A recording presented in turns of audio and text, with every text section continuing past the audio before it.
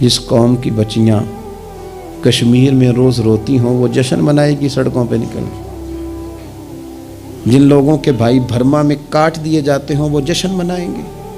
یا میرے ابا جی کہا کرتے تھے، تھوڑے سے ہم بڑے ہوئے تو ابا جی شادی پہ جانا ہے تو کہتے تھے جوان منڈے دا کی کام میں ویاہ تے جانے دا، ہم جائیں گے نا تو میری اماں جائے گھر رہو آرام سے، مجھے تھوڑا ٹائم دیں گے آپ 2-3 منٹ کا صرف، اور میری بات پہ نا خاص توجہ کریں، خاص بات کرنا چاہتا ہوں۔ اور پھر میں آپ سے عرض کروں، امیر بڑے بڑے چیلم کرتے ہیں، غریبوں کو مشکل میں ڈال دیتے ہیں، مشکل میں۔ پتہ نہیں بیچاروں کا بیماری پہ کتنا کو خرچ ہو گیا ہے، کہاں کہاں سے قرضہ اٹھایا ہے، کتنی تکلیف صحیح ہے۔ نکاح کا مطلب ہے دو گواہوں کی موجودگی میں ایجاب و قبول کرنا۔ مختصر سے لوگوں کے بیچ بیٹھ کے نکاح ہو جاتا تھا، مختصر سے لوگ ولیمے کی دعوت کے بعد دعائے خیر پر اپنے اپنے گھروں کو چلے جاتے تھے۔ ہندوستان میں مسلمانوں نے ہندوؤں کو دیکھا کہ وہ مہندی کی رسم کرتے ہیں، اس پر پھر اتنی زیادہ توجہ لوگوں کی بڑھ گئی کہ وہ باقاعدہ شادی کا حصہ بن گئی، باقاعدہ اس پہ بہت بڑا سرمایہ خرچ ہونے لگ گیا۔ پھر اس کے ساتھ ساتھ فی نفس ہی عورت کا ہاتھوں پہ مہندی لگانا تو ناجائز نہیں، لیکن اس میں پھر ایک باقاعدہ تقریب رکھ لینا، پھر مرد عورتوں کا اکٹھے ہونا، پھر ڈھول ڈھمکا ہونا، پھر شور شرابہ ہونا، اس کی شریعت قطعاً اجازت نہیں دیتی۔ پھر یہ ہوتا تھا کہ شادی سے قبل جب رشتہ طے ہوتا تھا تو طریقہ یہ تھا کہ لڑکی اور لڑکے کا نکاح کر دیا جاتا تھا اور مناسب وقت پر رخصتی ہو جاتی تھی۔ نبی پاک صلی اللہ تعالیٰ علیہ وسلم نے حضرت سیدہ عائشہ صدیقہ رضی اللہ تعالیٰ عنہ کے ساتھ نکاح کیا اور 3 سال کے بعد رخصتی ہوئی۔ چلے بعد میں لوگوں نے اگر نکاح نہ کیا تو پھر کہا کہ نسبت طے کر دی ہے۔ یہ بڑا سونا، اچھا، صاف ستھرا فکرہ تھا۔ اب باقاعدہ اس نام کو منگنی کا نام دے دیا گیا، اور ہم دوسروں کی چال چلتے چلتے اپنی وفاداری بھولتے جا رہے ہیں۔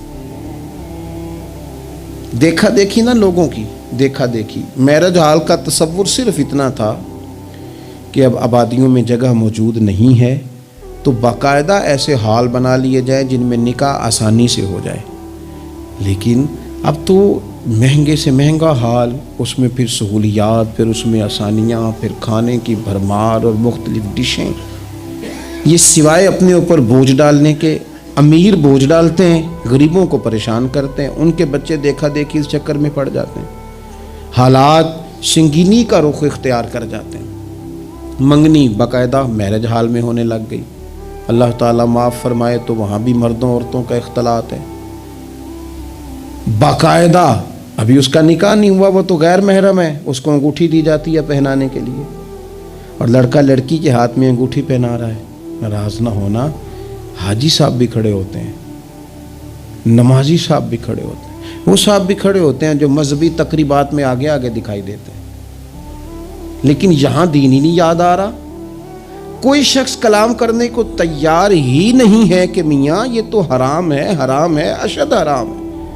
جب تک ان کا نکاح نہیں ہو جاتا یہ ایک دوسرے کے لیے محرم نہیں ہے، لیکن کوئی روکنے والا نہیں۔ تقریبات بڑھتی گئیں، بوجھ بڑھتا گیا، بہت بڑا سرمایہ۔ ویسے بھی مسلمان نے کوئی، اس کی تو زندگی بڑی بامقصد ہے، اس نے کوئی یہاں الجھ کے تو نہیں نہ رہ جانا۔ پھر اور باتیں بڑی، سالگرہ ایک پورا وتیرہ اختیار کر گئی ہے، گھروں کے اندر سرائیت کر گئی ہے سالگرہ، ایک پوری تقریب بن گئی ہے، ایک پورا خرچہ لے گئی ہے وہ۔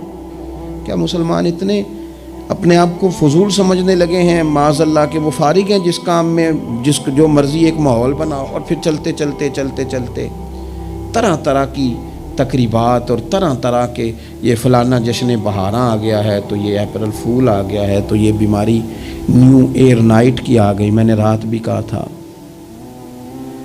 جس قوم کی بچیاں کشمیر میں روز روتی ہوں وہ جشن منائے گی سڑکوں پہ نکل کے۔ جن لوگوں کے بھائی برما میں کاٹ دیے جاتے ہوں وہ جشن منائیں گے۔ او خدا کے بندو، لوگوں نے تو تنقید کر کے چپ کر گئے، تنقید کر کے دیکھو جی عرب شریف والوں نے وہاں سینمے کھلوا دیے، تم تو تنقید کر کے چپ کر گئے نا. یہ وہ مقام کرب ہے، یہ وہ مقام خوف ہے. جب عرب کی دھرتی پہ عورتیں ناچیں گی تو مجھے بتاؤ نا امام حسین کے دل پہ کیا گزرے گی، امام حسن کو کیا اس سے اذیت پہنچے گی. آپ کو پتہ ہے سیدہ پاک کو کتنی تکلیف ہوگی، مولا کائنات کو کتنی ہوگی، عثمان غنی کو، فاروق اعظم کو، صدیق اکبر کو. تمہیں پتہ ہے یہ عرب کا ملک کسی ایک شخص کی حکومت کی جگہ نہیں ہے، یہ کسی خاندان کا نہیں ہے، کسی قبیلے کا نہیں ہے، کسی سیاستدان کا نہیں ہے. یہ عرب شریف تو میرے نبی پاک کا وطن ہے. اس وطن میں جب گانے باجے ہوں گے، ڈھول ڈھمکے ہوں گے، تماشے ہوں گے، حضور کے قلب نور کو کتنی تکلیف ہوگی. اور ہم ہیں کہ مذاق بنا ہوا ہے. کہاں ہیں وہ لوگ جو روز کہتے تھے موویاں بنا بنا کے غریب لوگوں کو پکڑ کے کہتے تھے یہ فلانی غلط حرکت کر رہا ہے، یہ فلانی. تمہارا فتویٰ غریب کے حق میں اور ہے اور امیر کے حق میں اور ہے. اب بھی تو کوئی 2 ویڈیو بنا دو نا کہ یہاں یہ ظلم ہو رہا ہے. اور جب سال گزریں تو قومیں اپنا حساب کرتی ہیں. اور میرا اور آپ کا سال وہ گزر رہا ہے جہاں قرضہ زیادہ لے لیا گیا ہے، جہاں قومیں گروی رکھی جا رہی ہیں، جہاں ہمارا ہر پیدا ہونے والا بچہ مقروض پیدا ہوتا ہے. لیکن مزاج بن گیا نا بس مناؤ، جو ملتا ہے اسے مناؤ. یہ کس نے شوق پیدا کیا ہمارے بچوں کے اندر روز شادیوں پہ جانے کا، تیار ہو کے جانے کا؟ کس نے شوق پیدا کیا؟ بڑوں نے. نہ مانے بزرگ، بڑوں نے شوق پیدا کیا. ہم نے ابلاغ اس طرح کا کیا، او کدی کدی موقع آنا ہوتا ہے انوتھے بھی نہ جائیے، ورنہ ہمارے بچوں میں شوق کبھی نہ آتا. ہم نے ابلاغ کیا ہے، ہم نے توجہ دلائی ہے. بچے چھٹیاں کر رہے ہیں، یہ ہم پریشان ہیں ان دنوں میں. پیپر بچوں کے قریب ہیں مدرسے کے، اور چوتھے دن کو بچہ درخواست لے کے آ جاتا ہے فلانے کی شادی ہے، فلانے کی شادی ہے. میرے ابا جی کہا کرتے تھے، تھوڑے سے ہم بڑے ہوئے تو ابا جی شادی پہ جانا ہے تو کہتے تھے جوان منڈے دا کی کام میں ویاواں تے جانے دا، ہم جائیں گے نا تمہاری اماں جائے گھر رہو آرام سے. ہمارے پرانے بزرگ اس طرح کی تربیت کرتے تھے. کہتے تھے تمہارا مطلب کیا، اس شادی پہ تم نے کیا کرنا ہے؟ اور یہاں سارا کام ہی بچے اور بچیوں کو دے دیا گیا، بچے اور بچیوں کو، اور تیار کر کے نہیں جاتا. کسی خاص جگہ پہ کوئی مجبوری ہو جائے، قربت اتنی زیادہ ہو کہ رہا نہ جائے، تو کبھی نکاح پڑھانے کے لیے جاؤں نا تو بس میرے کانوں سے آواز ٹکراتی نہیں، لیکن میں سمجھ جاتا ہوں کہ کیا باتیں گونج رہی ہیں. اور پردہ ہی کر لو تھوڑا سا. وہ کہتے ہیں پردہ، یہ بچی کے نکاح کی مووی نہ بنی تو فلم ہی نہیں مکمل ہوگی.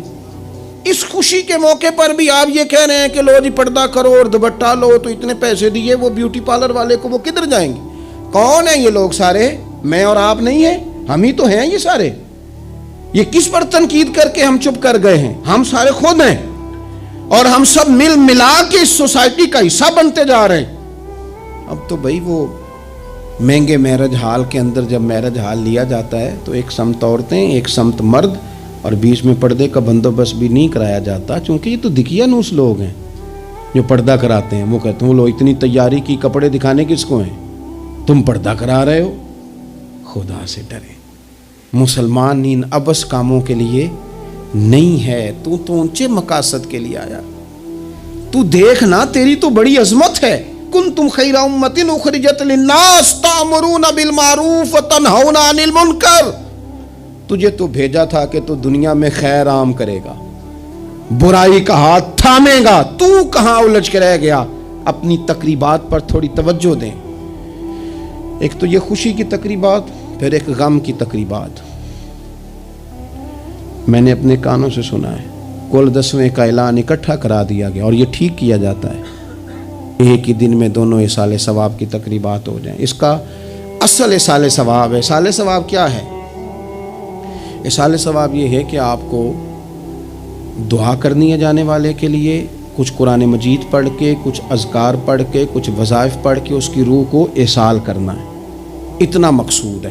بڑی غور سے، مجھے تھوڑا ٹائم دیں گے آپ 2-3 منٹ کا صرف، اور میری بات پہ نا خاص توجہ کریں. خاص بات کرنا چاہتا ہوں. اگر اس میں کھانا پکانا ہے نا تو آپ نے کھانا اس لیے پکانا ہے کہ غریب کو مسکین کو کھانا کھلائیں گے، اور جو ثواب اس کا ملے گا وہ بھی جانے والے کی روح کو ملے گا۔ لیکن اگر آپ اس میں دعوت پکا لیں، دعوت رشتہ داروں کی، یاروں کی، وہ تو بھائی دعوت ہے۔ ایک ہے کہ آپ نے کوئی ایسا کام کیا جس سے جانے والے کی روح کو، ہوٹل میں بیٹھ کے کھانا کھایا، 4 بندوں نے موج کی، مرضی کا انہوں نے گوشت اڑایا، تو وہ کہیں اس کا ثواب جائے گا۔ یہ جو دعوت کا لفظ ہے نا، کہ دعوت کی، امیر لوگ سارے اکٹھے کیے، رشتہ دار، دوست احباب، سیاسی سب آ گئے، اب آپ نے وہ دعوت کی اور نام آپ نے ختم شریف کا دے دیا۔ آپ تھوڑی گہرائی سے سوچیں کہ یہ ختم بنتا ہے؟ ویسے ذہن قبول کرتا ہے کہ یہ ختم شریف ہے؟ اب میں کہہ لوں، اب میں یہ بات کر لوں کہ ہمارے ہاں کچھ ولیمہ نما چہلم بھی ہوتے ہیں، ولیمہ نما چہلم، وہ ٹائٹل چہلم کا ہے اور اندر جا کے دیکھو تو ماحول سارا ولیمے کا ہے، تو یہ سال ثواب ہے؟ آپ بتائیں ذمہ داری سے کہ یہ سال ثواب ہے؟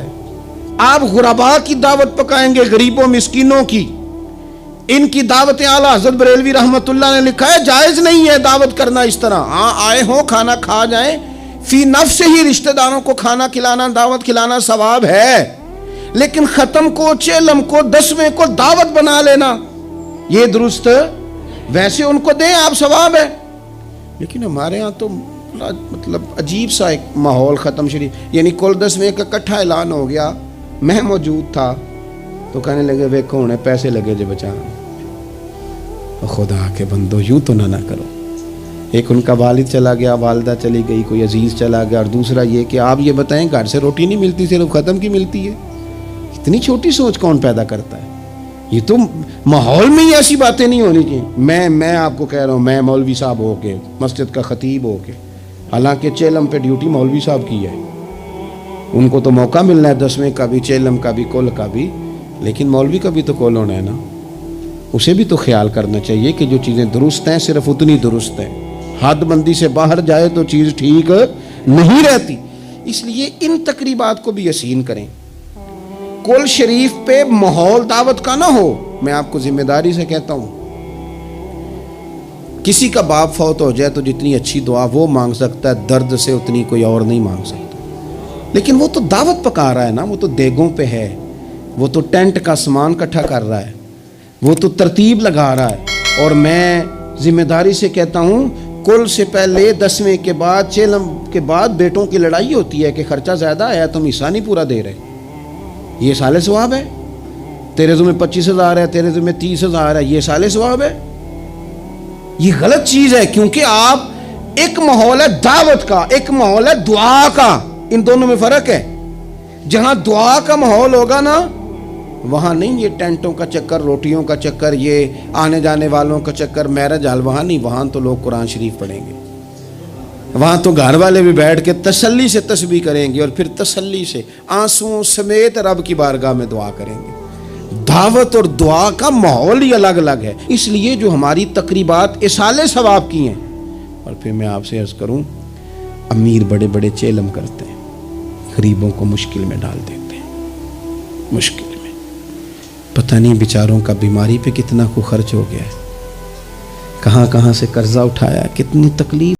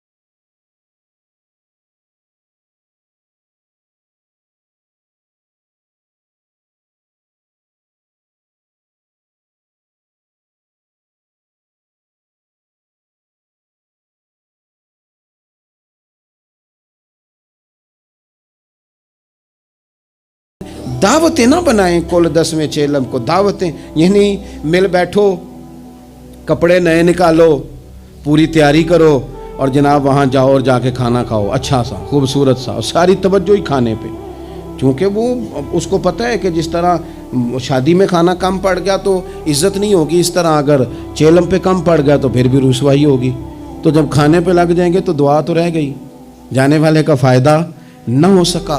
دو ایک باتیں مزید اسی عنوان پر، اللہ تعالیٰ نے قرآن مجید میں یہ فرمایا کہ کل بفضل اللہ و برحمتہ فبذالک فلیفرحوا، اے محبوب علیہ السلام آپ اپنے غلاموں سے فرما دیں کہ جب اللہ کا فضل اور اس کی رحمت ملے تو پھر خوشی منایا کریں، اظہار مسرت کریں۔ امام فخر الدین رازی رحمۃ اللہ علیہ نے یہاں ایک بات لکھی ہے جو بڑی خوبصورت ہے اور بڑی سمجھنے والی ہے۔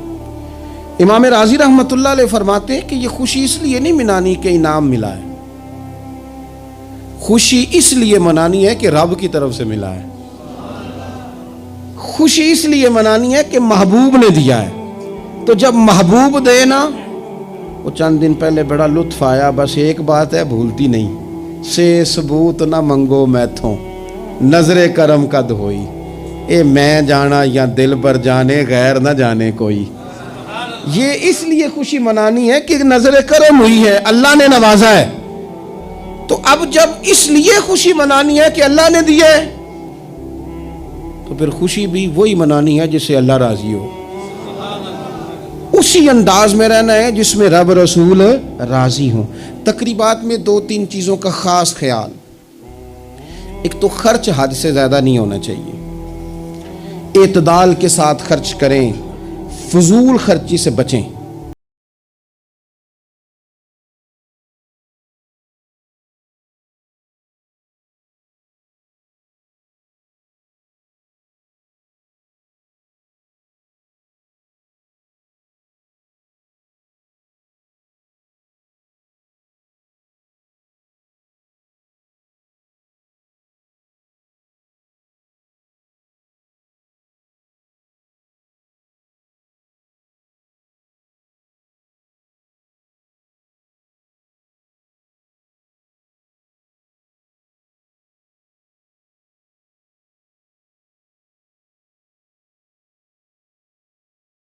شادی کی تقریبات کو فضول خرچیوں سے بچائیں۔